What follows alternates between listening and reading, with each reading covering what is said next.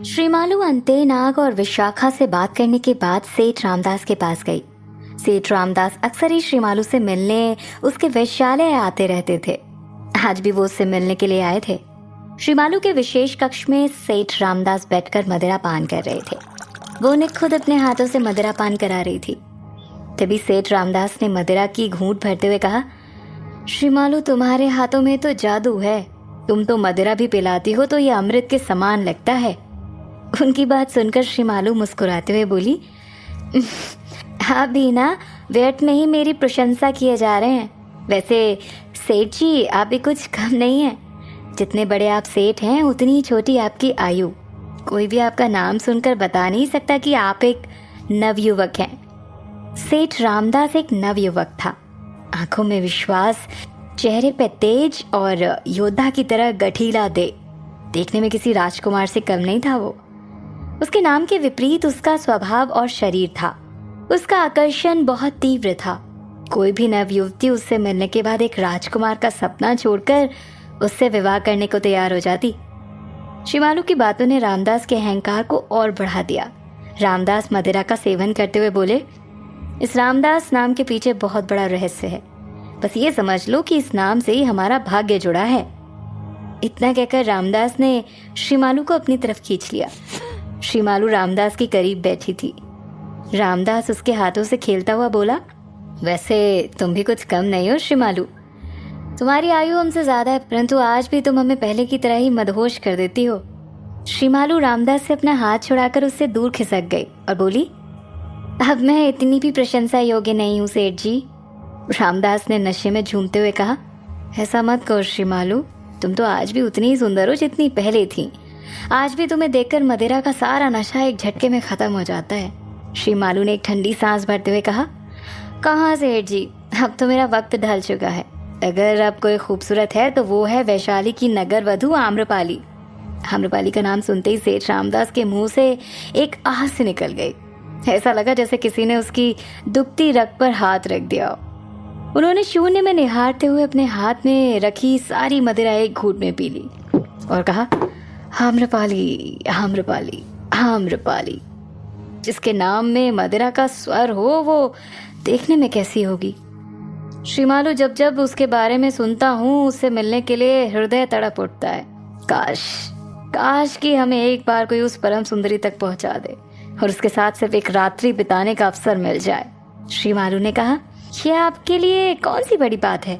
आप चाहें तो अपने धन के बूते पर कल ही उसे अपना बना सकते हैं। सेठ रामदास ने कहा, हमें प्रस्ताव वैशाली के महाराज के सामने रख चुके हैं, लेकिन उन्होंने बहुत लंबा समय दिया है।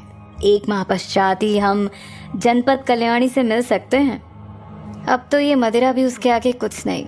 जब तक उन्हें एक बार देख ना लें हमारी प्यास नहीं बुझने वाली। श्रीमालू ने एकदम से रहस्यमय अंदाज में सेठ रामदास के करीब आकर कहा, वैसे हम आपकी सहायता कर सकते हैं। ये सुनते ही सेठ रामदास उत्सुक हो गया। वो बोला, आम्रपाली तक पहुंचाने में तुम हमारी मदद कर सकती हो, परंतु कैसे? जब तक राजा की आज्ञा नहीं मिल जाती हम उसे स्पर्श करना तो क्या देख भी नहीं सकते। श्रीमालू के होठों पर मुस्कान थी और आंखों में शातिराना चमक। वो सेठ रामदास के प्याले में मदिरा भरते हुए बोलती है, सेठ जी आपकी इच्छा हमारे लिए प्रभु की इच्छा के समान है। हमारे लिए तो आप प्रसन्न, मतलब हमारे भगवान प्रसन्न। अभी हम जो भी कुछ आपके समक्ष पेश करने वाले हैं हमें नहीं लगता उसके बाद आप एक पल भी चैन से रह पाएंगे। इस वक्त तो हमारा चैन आम्रपाली ने छीना है।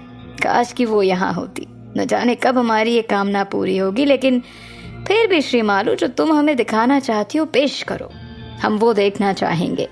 रामदास ने श्रीमालू के हाथों को पकड़ते हुए कहा, जैसी आपकी आज्ञा सेठ जी।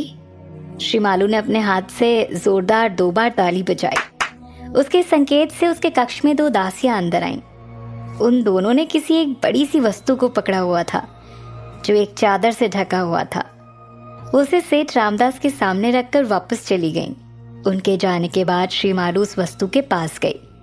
सेठ रामदास अभी उलझन के साथ उस वस्तु की तरफ देख ही रहे थे तो श्रीमालू ने उस वस्तु से तुरंत कपड़ा हटाते हुए कहा, सेठ जी इसे देखने के बाद आप अपनी सुध बुध खो बैठेंगे।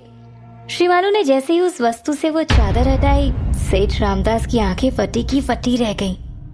उनके सामने एक बड़ी सी तस्वीर थी जिसमें आम्रपाली पैर से लेकर सिर तक आभूषणों से लदी हुई बनी हुई थी।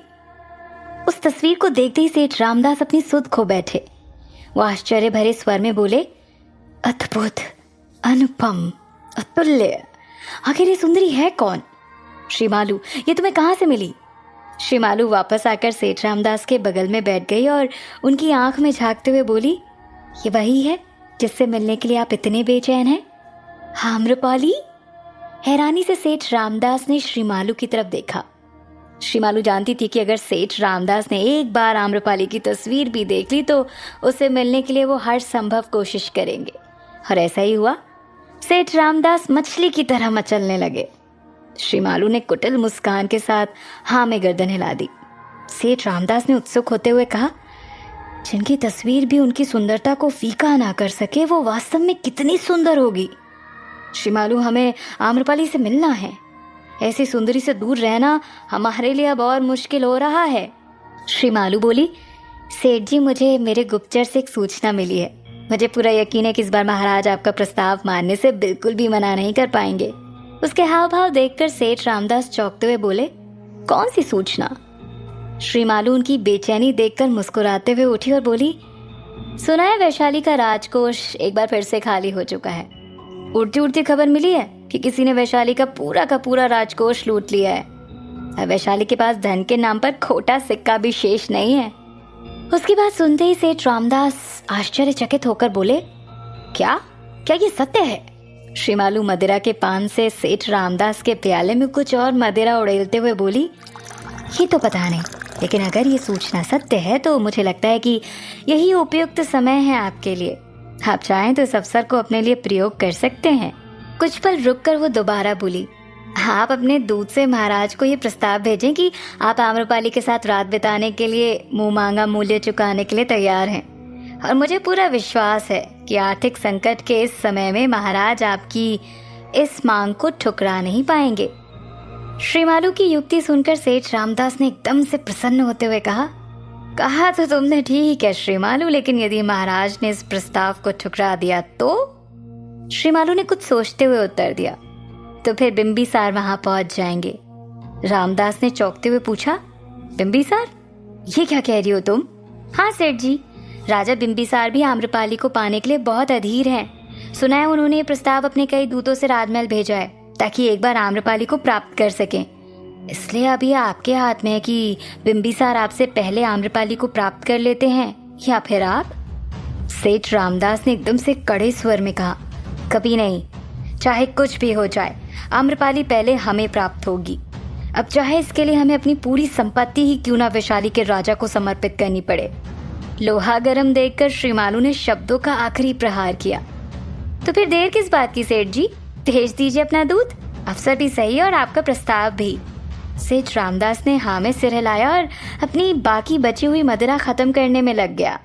अगले दिन वैशाली की राजसभा में महाराज मंत्रियों और समस्त सभासदों के साथ चिंतित बैठे थे। महाराज को समझ नहीं आ रहा था कि इस परिस्थिति से कैसे निपटे। पहले से ही वैशाली पर इतने संकट के बादल मंडरा रहे थे और अब ये राजकोष में हुई लूट की वजह से भयानक आर्थिक संकट का दो चार हो जाना काफी चिंता का विषय था। सबसे बड़ी चिंता तो ये थी कि अगर ये सूचना किसी दुश्मन राज्य को लग जाती है तो वैशाली पर आक्रमण होने से कोई नहीं रोक सकता। और अब वैशाली एक बार फिर उस स्थिति में आ चुका था कि वो किसी भी आक्रमण का सामना नहीं कर सकता था। तभी राजसभा में एक दास ने आकर सूचना दी, महाराज, सेठ रामदास का एक दूत आपसे मिलना चाहता है। सेठ रामदास का नाम सुनकर पहले तो महाराज कुछ सोच में पड़ गए, फिर उन्होंने कहा, ठीक है, उसे अंदर ले आओ। दूत ने भरी राजसभा में आते हुए महाराज और बाकी सभासदों को झुककर अभिवादन किया और फिर महाराज की तरफ मुड़ते हुए कहा, महाराज, मैं एक बार फिर से सेठ रामदास जी का संदेश लेकर आया हूँ। सेठ जी ने ये कहा है कि वो नगर वधू आम्रपाली के लिए इतनी प्रतीक्षा नहीं कर सकते जितनी आपने कही। सेठ जी आम्रपाली से यथाशीघ्र मिलना चाहते हैं। इसके बदले में आप उनकी पूरी संपत्ति पर अधिकार कर सकते हैं, लेकिन आम्रपाली उन्हें हर हाल में निर्धारित समय से पहले ही चाहिए। दूत की बातें सुनकर महाराज चिंतित हो गए। तो क्या आर्थिक संकट से जूझ रहे वैशाली को सेठ रामदास के प्रस्ताव के रूप में तारणहार मिल चुका था? उन्होंने सभी सभासदों और मंत्रियों की ओर देखते हुए कुछ सोचा और दूत से कहा, इस बारे में हम आपसे बाद में बात करते हैं, तब तक आप कुछ देर के लिए महल में विश्राम कीजिए। महाराज पहले से ही वैशाली की सुरक्षा को लेकर चिंतित थे। उनके कोष में इतना धन नहीं था कि वो सभी सैनिकों का भरण पोषण कर सके, और फिर बचा हुआ कोष भी चोरी हो गया था। इस परिस्थिति में सेठ रामदास का ऐसा प्रस्ताव आना राजा के लिए प्यासे को पानी के समान था। वहां बैठे महामंत्री राजा की खामोशी को समझ चुके थे। उन्होंने अपनी बात रखी और बोले, महाराज, अगर हमने सही निर्णय नहीं लिया तो वैशाली को बचा पाना बहुत मुश्किल होगा। महाराज मंत्री जी की बात सुनकर अपने विचारों से बाहर आए और बोले, हमें जो भी कुछ करना होगा जल्द ही करना होगा। उस विषकन्या का महल से भागना और कड़ी सुरक्षा के बावजूद भी राजकोष का लूटा जाना, इससे साबित होता है कि वो महल के प्रत्येक हिस्से के बारे में भली भांति जानती थी। जिस कारागार से आज तक कोई भी नहीं निकल सका, वो एक दिन में वहां से भागने में सफल कैसे हो गई? ऐसा कहते हुए महाराज ने सेनापति जी की तरफ देखा। वैशाली की सुरक्षा व्यवस्था का दायित्व उनके हाथों में था, लेकिन इन कुछ दिनों में घटित घटना से सुरक्षा व्यवस्था पर प्रश्न उठ रहा था। अब सबकी उम्मीदें राजा के निर्णय पर टिकी थी, क्योंकि सेठ रामदास का प्रस्ताव इस संकट काल में रोशनी बनकर आया था। इधर आम्रपाली अपने कक्ष में थी। विषकन्या के राजकोष लूटकर भाग जाने की बात से वो भी चिंतित थी। आम्रपाली के लिए सबसे बड़ा चिंता का विषय बन गया था उनका पद। वो खुद में ही बात करते हुए बोली, आज वैशाली के हाथ खाली हैं। वैशाली की कमजोरी धन है और ताकत नगरवधु। क्या हम इस दायित्व को निभा सकते हैं? आम्रपाली महारानी के आग्रह को नहीं भूली थी। उससे अपने इस दायित्व के लिए उसे जल्द ही कोई निर्णय लेना था, लेकिन जब भी वो इसके बारे में सोचती थी तो उसके सामने श्रीमालू का दृश्य सामने आ जाता था। एक स्त्री के इच्छा के विरुद्ध कोई पराया पुरुष उसे स्पर्श करता है, उसके देह को खिलौना समझकर तब तक खेलता है जब तक उसका मन ना भर जाए। फिर चाहे उस स्त्री का मन हो या ना हो, उस पुरुष को नहीं दिखता। उसका स्वास्थ्य ठीक हो या ना हो, पर वो पुरुष जब तक तृप्त ना हो वो उसके साथ खेलता ही रहता है। आम्रपाली अपने में ही बातें किए जा रही थी, लेकिन उसकी बात वहीं खड़ी सरना भी सुन रही थी। आम्रपाली की बातें सुनकर वो भी भावुक हो उठी। उसकी आंखें भीग गई थी। वो आम्रपाली के पास गई और उसे संभालते हुए बोली, देवी क्या हुआ? आप इस तरह बातें क्यों कर रही हैं? क्या आप महारानी की बातों से चिंतित हैं? सरना को देखकर आम्रपाली अपनी खोई हुई दुनिया से वापस आई और बोली, हमें जल्द ही कोई निर्णय लेना होगा, परंतु जब हम इस बारे में सोचते हैं तो भय से हमारा अंग अंग कांप जाता है। हम अभी इसके लिए तैयार नहीं है सरना। आम्रपाली अपनी बात पूरी भी नहीं कर पाई थी कि एक दासी उसके कक्ष में आई। वो बोली, देवी, बीच में बोलने के लिए क्षमा चाहते, परंतु महाराज ने अभी आपको सभा में बुलाया है। आम्रपाली ने सरना की तरफ असमंजस से भरी दृष्टि से देखा। सुबह सुबह महाराज ने आम्रपाली को सभा में क्यों बुलाया होगा? सरना के मन में ये प्रश्न तुरंत आया, लेकिन आम्रपाली समझ गई थी। सभा में सभी मंत्री और सभासद आपस में बातें कर रहे थे और इस संकट की घड़ी से कैसे निकला जाए इस पर राय दे रहे थे। कुछ ही देर में आम्रपाली वहां आ गई। उसे देखकर सब शांत हो गए, लेकिन आम्रपाली के मन में उथल पुथल मची हुई थी। राजा के समक्ष जाकर उसने अभिवादन किया और चुपचाप खड़ी हो गई। वो अंदर ही अंदर घबरा रही थी। राजा ने कहा, देवी आम्रपाली, वैशाली की परिस्थिति आपसे छुपी नहीं है। ना ही हम आपसे उस विषय में अब और कोई चर्चा करना चाहते हैं। देवी, आपको नगरवधु घोषित किए हुए कई दिवस बीत गए हैं। आपके कहने पर हमने नियम के विरुद्ध जाकर सामाजिक मंच पर नृत्य का आयोजन भी किया। आम्रपाली चुपचाप महाराज की बात सुन रही थी। महाराज ने अपनी बात समाप्त करते हुए कहा, देवी, अब आपके दायित्व निभाने का वक्त आ गया है। आप इस विषय में कुछ कहना चाहती हैं? राजा के पूछने पर आम्रपाली ने उत्तर दिया, महाराज, वैशाली हमें भी उतना ही प्रिय है जितना आपको, परंतु हम अभी इस दायित्व के लिए तैयार नहीं हैं। ये सुनते ही पूरी सभा में शोर होने लगा। महाराज ने सबको शांत किया और आम्रपाली से पूछा, देवी, आपने अपना निर्णय सुना दिया? आम्रपाली ने हाँ में गर्दन हिलाते हुए कहा, जी महाराज। अब आगे राजा ने उससे ज्यादा कुछ नहीं कहा। आम्रपाली के निर्णय से राजा के भाव और भी गंभीर हो गए थे। उन्होंने ज्यादा कुछ न कहते हुए रहस्यमय अंदाज में आम्रपाली से कहा, ठीक है, अब आप जा सकती हैं। आम्रपाली के साथ साथ वहां बैठे हर एक सभासद इस बात से अचंभित थे। महाराज ने बिना आम्रपाली को समझाए ऐसे ही क्यों जाने के लिए कह दिया? वो आम्रपाली से कुछ कहेंगे या फिर नहीं। आम्रपाली वहां से चली गई, लेकिन उसके जाते ही महाराज पर प्रश्न उठने लगे। महामंत्री ने कहा, महाराज अगर ऐसे ही चलता रहा तो मुश्किलें और बढ़ जाएंगी। आम्रपाली अब कोई साधारण कन्या नहीं है, वो वैशाली की नगर वधू है।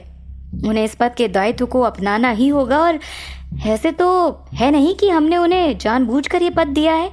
वो स्वयं इस पद के लिए आगे आई थी और प्रतियोगिता में ऐलान किया था कि वैशाली की तरफ से वो नृत्य करेंगी।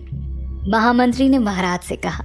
महाराज ने महामंत्री जी से कहा, महामंत्री जी शांत हो जाइए। देवी आम्रपाली ने अपना निर्णय सुनाया है, लेकिन अभी हमारा निर्णय बाकी है। राजा के इतना कहते ही सारी सभा शांत हो गई। सभी राजा की तरफ देखने लगे। महामंत्री बोले, महाराज अब आपका निर्णय क्या होगा? राजा ने एक सैनिक को आदेश देते हुए कहा, जाइए सेठ रामदास के दूत को सभा में लेकर आइए। सैनिक तुरंत वहां से चला गया। उसके जाते ही राजा ने कहा, वैशाली की सुरक्षा हमारे लिए सर्वोपरि है। अगर नगर वधू का पद देवी आम्रपाली को दिया गया है तो उन्हें उसका दायित्व भी निभाना होगा। कुछ ही देर में वो दूत वहां आ गया। राजा ने दूत से कहा, ठीक है, अब आप अपने सेठ जी को हमारा संदेश दे दीजिए कि वो आम्रपाली के साथ समय बिताने के लिए कल ही यहाँ आमंत्रित हैं। क्या होगा जब आम्रपाली को राजा के निर्णय के बारे में पता चलेगा?